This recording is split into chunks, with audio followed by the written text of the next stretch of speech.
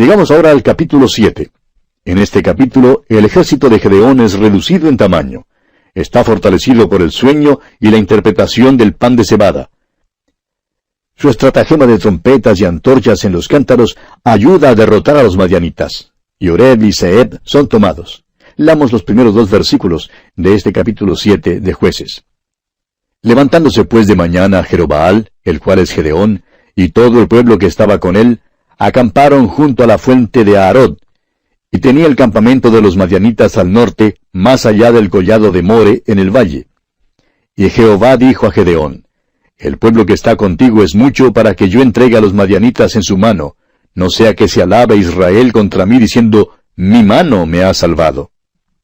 Ahora Gedeón sale y pasa revista a su ejército. Tenía 32,000 hombres, y Gedeón cree que no son suficientes. Los madianitas eran como langostas en las colinas. Eran desorganizados, pero por puro número habrían vencido a los israelitas. Por eso 32,000 hombres en el ejército no eran suficientes, y creemos que Gedeón estaba listo a tocar nuevamente la trompeta. Pero Dios le dijo, tienes demasiados hombres. No puedo darte una victoria con 32,000 hombres, porque te jactarás y dirás que lo hiciste en tu propia fuerza y poder. Recuerde usted que ninguna carne se jactará en la presencia de Dios. Es por eso que Dios tiene que usar instrumentos débiles hoy en día. Ese es el método que seguirá empleando. Por eso reduce el número del ejército. Por tanto, Dios le dijo a Gedeón que anunciara a los hombres del ejército que podrían volver a casa. Leamos el versículo 3. Ahora pues, haz pregonar en oídos del pueblo, diciendo, quien tema y se estremezca, madrugue y devuélvase desde el monte de Galaad. Y se devolvieron de los del pueblo 22,000, y quedaron 10,000. Gedeón tenía 32,000 hombres, y ahora se le han ido 22,000 de ellos. Esta fue la condición de Dios, tal como fue dada en el sistema mosaico en el libro de Deuteronomio. Dios dijo que cualquiera que fuera reclutado en el ejército y tuviera miedo, podría volverse a casa. Estaría exento de salir a la guerra. Ahora, ¿no se ha preguntado usted, amigo oyente, por qué es que Gedeón mismo no regresó a casa? Cuando él dijo, los que tienen miedo y tiemblan, podrían haber dicho, seguidme porque yo me vuelvo a casa, pues tengo más miedo que cualquiera de ustedes. Sin embargo, él tuvo que quedarse. Dios lo había comisionado. Ahora Gedeón tiene 10,000 hombres y son suficientes para infundir miedo. Pero Dios le dice a Gedeón, todavía tienes demasiados hombres. Tienes que reducir este número. No te puedo dar la victoria con este número de hombres en tu ejército. Por tanto, Gedeón y sus hombres pasaron por otra prueba. Leamos ahora los versículos 5 hasta el 7 de este capítulo 7 de Jueces. Entonces llevó el pueblo a las aguas, y Jehová dijo a Gedeón, cualquiera que lamiere las aguas con su lengua, como lame el perro, a aquel pondrás aparte. Asimismo a cualquiera que se doblare sobre sus rodillas para beber. Y fue el número de los que lamieron llevando el agua con la mano a su boca 300 hombres, y todo el resto del pueblo se dobló sobre sus rodillas para beber las aguas. Entonces Jehová dijo a Gedeón, con estos 300 hombres que lamieron el agua os salvaré, y entregaré a los madianitas en tus manos, y váyase toda la demás gente, cada uno a su lugar.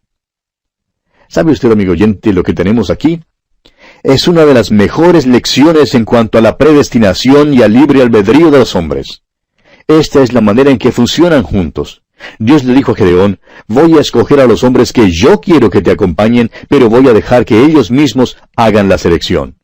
Tráelos al agua, y los que laman las aguas con su lengua como lame el perro, los que simplemente pasen y lleven el agua con la mano a sus bocas, esos son los que he seleccionado. Puedes ir apartando a aquellos que se doblan sobre sus rodillas y pasan tiempo bebiendo. No quiero que ellos sirvan en tu ejército. Ahora, si nosotros hubiéramos estado allí presentes, amigo oyente, nos habríamos gozado teniendo entrevistas con los hombres del ejército de Gedeón. Por ejemplo, entrevistemos a aquel hombre que se dobla sobre sus rodillas. Le decimos, hermano, ¿por qué se dobla sobre sus rodillas? Bueno, nos contesta él, simplemente me pregunto, ¿por qué no vuelvo a casa con los demás? He estado pensando mucho en esto, pues tengo una esposa y una familia y simplemente no creo que debo estar aquí. Creo que debo irme a casa. No tengo corazón para esto. Hizo su selección, ¿ve usted? Pero Dios también hizo la suya. Eso es la predestinación y el libre albedrío humano. Dios elige, pero Él deja que uno mismo haga la selección. Luego nos acercamos al hombre que lame las aguas con su lengua como lame el perro, y que pasó al otro lado de la corriente y le decimos, ¿por qué lleva usted el agua con la mano a su boca, así, de esa manera? Y él nos responde, ¿dónde están los madianitas? Espere un momento, le decimos, ¿por qué hace esto? Y él dice, porque respaldo a Gedeón un 102%. Amigo oyente, permítanos decir que estos 300 hombres sí tenían corazón para luchar. Ahora, si usted dijera a cualquiera de estos 300 hombres, bueno, ¿no sabe que Dios le ha elegido? Él le contestaría, no sé de qué me está hablando, pero queremos atacar a los madianitas. Amigo oyente, usted puede discutir acerca de la predestinación y el libre albedrío todo lo que quiera, pero no puede lograr que funcione sentándose y discutiéndolo. Esto, amigo oyente, funciona en la vida. Cada uno de los 10,000 hombres en el ejército de Gedeón ejerció su libre albedrío, su libre voluntad. Dios no intervino con ninguno de ellos en cuanto a su libre albedrío. Hoy en día, mediante su Hijo Jesucristo, le ofrece a usted el don gratuito de la salvación. Es una oferta legítima, una oferta sincera de Dios mismo. Él dice, todo lo que el Padre me da, vendrá a mí, y el que a mí viene, no le echo fuera. Ahora no diga por favor que usted puede arguir ahora mismo en cuanto a la predestinación, porque no puede. Usted puede venir a Dios si quiere venir. Si no viene, tenemos noticias para usted. Usted no fue elegido. Si viene, tenemos buenas noticias para usted. Usted sí fue elegido. Esa es la manera en que Dios obra, amigo oyente. Bien, se nos ha terminado el tiempo, amigo oyente, así es que vamos a detenernos aquí por esta ocasión. Continuaremos, Dios mediante, en nuestro próximo programa. Hasta encontrarnos de nuevo en este mismo punto del dial, deseamos a usted las ricas bendiciones del Señor. Continuamos estudiando hoy el capítulo 7 de Jueces. Y en nuestro programa anterior estábamos hablando de la reducción que Dios había hecho del ejército de Gedeón de 10,000 a 300 hombres. Y decíamos que encontramos aquí una de las mejores lecciones con respecto a la predestinación y al libre albedrío. Y señalamos el hecho de que es Dios quien elige, pero que Él deja que uno mismo haga la selección. Dijimos también que podemos discutir acerca de la predestinación y el libre albedrío todo lo que queramos, pero no podemos lograr que funcione sentándonos y discutiéndolo. Esto funciona y es en la vida, amigo oyente. Cada uno de los 10,000 hombres en el ejército de Gedeón ejerció su libre albedrío, su propia libre voluntad. Dios no intervino con ninguno de ellos en cuanto a su libre albedrío.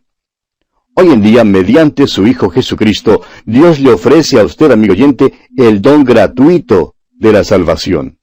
Es una oferta legítima, una oferta sincera de Dios mismo. Él dice, todo lo que el Padre me da, vendrá a mí, y el que a mí viene, no le echo fuera. Ahora no diga, por favor, que usted puede arguir ahora mismo en cuanto a la predestinación, porque no puede. Usted puede venir a Dios si quiere venir. Si no viene, tenemos noticias para usted. Usted no fue elegido. Pero si viene, tenemos buenas noticias para usted. Usted sí fue elegido. Esa es la manera en que Dios obra.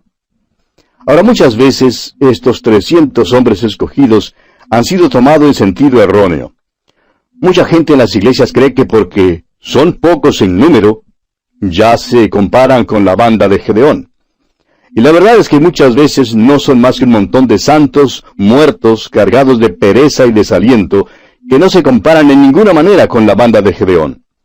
La banda de Gedeón fue un grupo de hombres resueltos, dispuestos a morir para libertar a Israel. Permítanos decirle, amigo oyente, que estos hombres lamieron las aguas con su lengua como lame el perro, debido a que estaban en busca de los madianitas y no en busca de agua. Beberán después de que termine la batalla. Un jugador de fútbol una vez estaba tan entusiasmado y tan emocionado al final de un partido porque su equipo había obtenido la victoria y dijo, simplemente resolvimos ganar. Y amigo oyente, esa es la banda de Gedeón. Esa es la resolución que hace falta a la iglesia hoy en día. Veamos ahora la victoria sobre Madián. Leamos los versículos 10 hasta el 14 de este capítulo 7 de Jueces. Y si tienes temor de descender, baja tú con Fura, tu criado, al campamento. Y oirás lo que hablan, y entonces tus manos se esforzarán, y descenderás al campamento. Y él descendió con Fura su criado, hasta los puestos avanzados de la gente armada que estaba en el campamento. Y los madianitas, los amalecitas y los hijos del oriente estaban tendidos en el valle como langostas en multitud, y sus camellos eran innumerables como la arena que está a la ribera del mar en multitud. Cuando llegó Gedeón, he aquí que un hombre estaba contando a su compañero un sueño, diciendo, he aquí yo soñé un sueño. Veía un pan de cebada que rodaba hasta el campamento de Madián, y llegó a la tienda, y la golpeó de tal manera que cayó, y la trastornó de arriba abajo, y la tienda cayó. Y su compañero respondió y dijo, esto no es otra cosa sino la espada de Gedeón, hijo de Joás, varón de Israel. Dios ha entregado en sus manos a los madianitas con todo el campamento. Esta es la lección final de Gedeón antes de salir a la batalla. Fue al borde del campamento y escuchó escondido mientras dos soldados hablaban. Ellos francamente creían que Dios iba a entregar a los madianitas en manos de Gedeón y su ejército. Y Dios permitió a Gedeón escuchar su conversación, a fin de que fuera fortalecido antes de la batalla. Continuamos leyendo ahora los versículos 16 al 22 de este capítulo 7 de Jueces.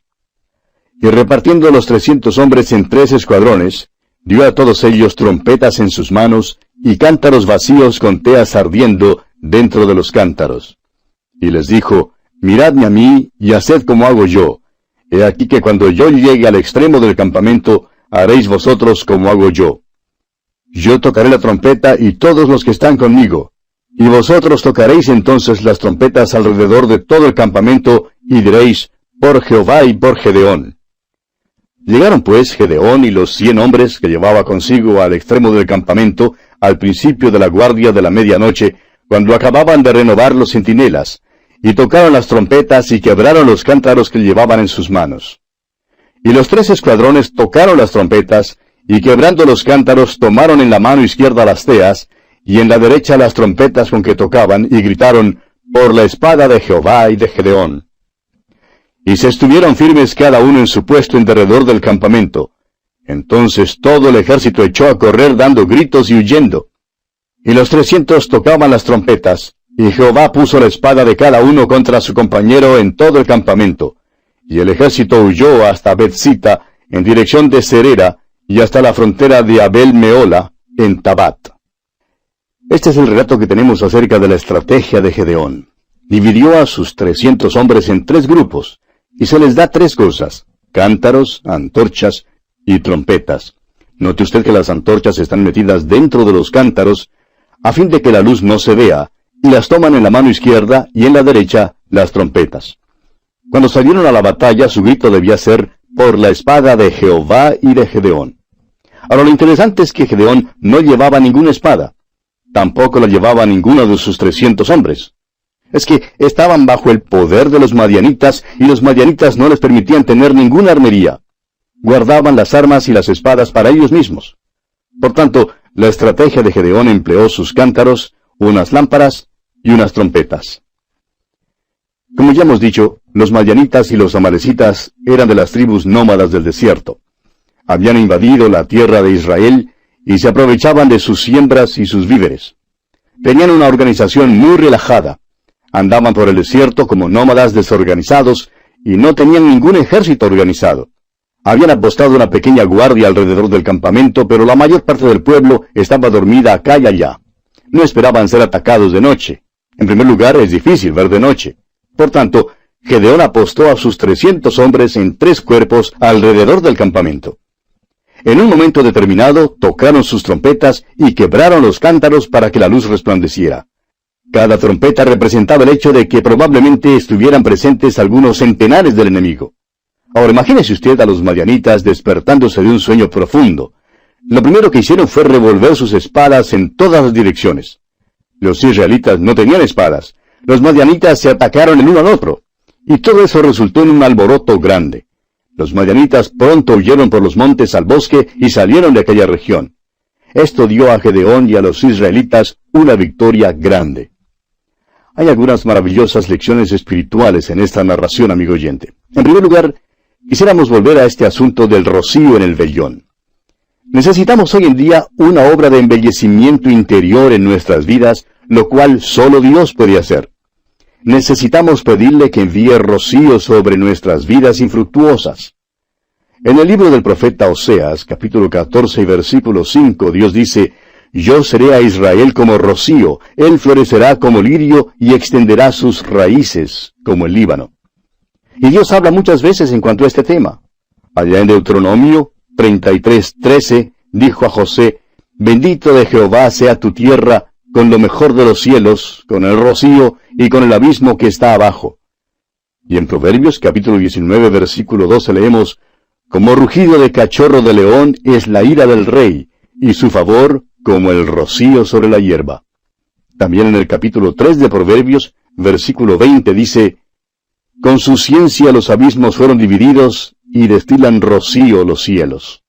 Y en el Salmo 133, versículos 1 al 3, Dios dice: Mirad cuán bueno y cuán delicioso es habitar los hermanos juntos en armonía. Es como el buen óleo sobre la cabeza, el cual desciende sobre la barba de Aarón, y baja hasta el borde de sus vestiduras. Como el rocío de Hermón, que desciende sobre los montes de Sión, porque envía allí Jehová bendición y vida eterna. Dios ha bendecido de esta manera. Necesitamos este toque fresco. Lo necesitamos como el rocío que desciende por la mañana sobre el capullo de rosa y la hierba. Necesitamos un toque delicado. El profeta Oseas, en el capítulo 14 de su profecía, versículo 5, nos dice que el lirio es delicado. Nuestro Señor Dios descenderá como la lluvia sobre la hierba cortada. Aun cuando nos hallamos en apuros y nos ha cortado, descenderá sobre nosotros como la lluvia.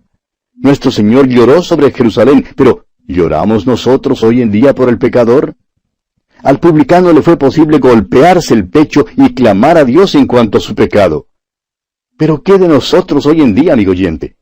Necesitamos tener un toque de Dios que nos haga fuertes y firmes, arraigados y cimentados. Que pudiéramos decir con el salmista: Pronto está mi corazón, oh Dios, mi corazón está dispuesto, cantaré y trovaré salmos. Necesitamos el rocío de Dios sobre nuestras vidas para traer pureza a nuestras vidas. El apóstol Pedro nos dice en su segunda carta, capítulo 3, versículo 14, Por lo cual, oh amados, estando en espera de estas cosas, procurad con diligencia ser hallados por Él sin mancha e irreprensibles, en paz. Esto es lo que necesitamos hoy en día, amigo oyente. Dios solamente usa un vaso limpio. El apóstol Pedro, otra vez en su primera carta, capítulo 1, versículo 16, dice: Porque escrito está: Sed santos, porque yo soy santo. Dios nos lo dice a nosotros. El apóstol Pablo en su segunda carta a los Corintios, capítulo 7, versículo 1, dice: Así que, amados, puesto que tenemos tales promesas, limpiémonos de toda contaminación de carne y de espíritu, perfeccionando la santidad en el temor de Dios. ¡Qué maravillosa lección tenemos aquí, amigo oyente! Vamos a considerar ahora otra lección espiritual en cuanto a los cántaros. El apóstol Pablo dice en su segunda carta a los Corintios, capítulo 4, versículo 7, Pero tenemos este tesoro en vasos de barro. Aquellos cántaros representan los cuerpos de los creyentes. Eso es lo que quiere decir Pablo cuando dice en su carta a los Romanos, capítulo 12, versículo 1, Así que, hermanos, os ruego por las misericordias de Dios, que presentéis vuestros cuerpos, es decir, vuestras personalidades enteras, en sacrificio vivo a Dios. Es por eso que no debemos gloriarnos en ningún hombre. El apóstol Pablo dice eso allá en su primera carta a los Corintios, capítulo 3, versículo 21. Él dice: Así que ninguno se gloríe en los hombres. Ese es el vaso de barro. Tenemos este tesoro en vasos de barro, es decir, los cántaros. Algunos de nosotros no somos quebrados, o sea, no hemos sido quebrantados, y a consecuencia de esto, la luz no resplandece. Ahora, no es nuestra luz la que debe resplandecer, sino la luz del Señor Jesucristo. Su luz debe resplandecer en nosotros. Y solo puede resplandecer en una vida quebrantada. Debemos resplandecer como luces en el mundo. El apóstol Pablo, escribiendo a los filipenses, les dice en el capítulo 2 de su carta, versículos 14 y 15, Haced todo sin murmuraciones y contiendas, para que seáis irreprensibles y sencillos, hijos de Dios sin mancha en medio de una generación maligna y perversa, en medio de la cual resplandecéis como luminares en el mundo. Vamos a considerar ahora por un momento las trompetas. El apóstol Pablo en su primera carta a los Corintios, capítulo 14, verso 8, dice, «Y si la trompeta diere sonido incierto, ¿quién se preparará para la batalla?» Esto habla del testimonio de los creyentes, y tres cosas deben considerarse. Primero, el testimonio de los creyentes debe ser cierto y claro. Segundo, los hombres son escogidos por Dios. Él escogió a los 300 hombres para servir en el ejército de Gedeón. Los escogió junto a las aguas, según como bebían las aguas. Y en tercer lugar, el creyente tiene que ser quebrantado a fin de que la luz resplandezca, así como los cántaros tuvieron que ser quebrados. Debe haber una dedicación de mente y de corazón si hemos de hacer la cosa que Dios quiere que hagamos. Amigo oyente, alguien lo ha expresado de la manera siguiente. A Dios le es posible reparar el corazón partido si se le da todas las piezas. Si usted, amigo oyente, está dispuesto a ser quebrantado por Él, permítanos decirle que Él puede repararle de la manera que Él quiere que usted sea reparado. Permítanos añadir aquí que Dios solo usa los vasos limpios.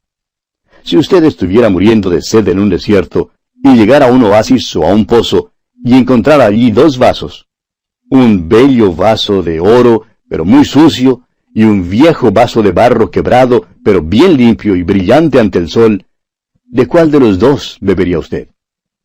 Pues bien, ¿no cree usted que Dios tiene tanto sentido común como usted? A Dios le gustaría darle un toque de pureza en su vida, en esta misma generación en la cual vivimos. Necesitamos ser reparados cual cántaro que ha sido quebrado, y necesitamos el toque de Dios en nuestras vidas. El apóstol Pablo dice en su primera carta a los Corintios, capítulo 15, versículo 58, «Estad firmes y constantes, creciendo en la obra del Señor siempre, sabiendo que vuestro trabajo en el Señor no es en vano». El apóstol Pedro en su segunda carta, capítulo 3, versículo 14, dice, «Por lo cual, oh amados, estando en espera de estas cosas, procurad con diligencia ser hallados por Él sin mancha e irreprensibles, en paz». Hoy en día es necesario que el rocío descienda sobre nuestras vidas, trayendo un toque de alegría en la comunión de Cristo. Eso solamente se puede lograr siendo llenos del Espíritu Santo. Aún al final de su ministerio, el apóstol Pablo podía decir que su aspiración todavía era la que había sido en el principio. Y escribiendo a los Filipenses capítulo 3 versículo 10 dice, a fin de conocerle y la participación de sus padecimientos. Amigo oyente, necesitamos aquel toque hoy en día, el toque del regocijo en la comunión con Cristo. ¿Habrá una respuesta en su corazón hoy en día a estas cosas, amigo oyente? Necesitamos ser claros y limpios en nuestro vivir. ¿Qué mensaje espiritual se encuentra en esta historia de Gedeón? Era cobarde, es verdad, pero Dios lo usó. Dios escoge lo débil de este mundo. Y esto me da mucho ánimo a mí, amigo oyente, y espero que también le sirva de ánimo a usted.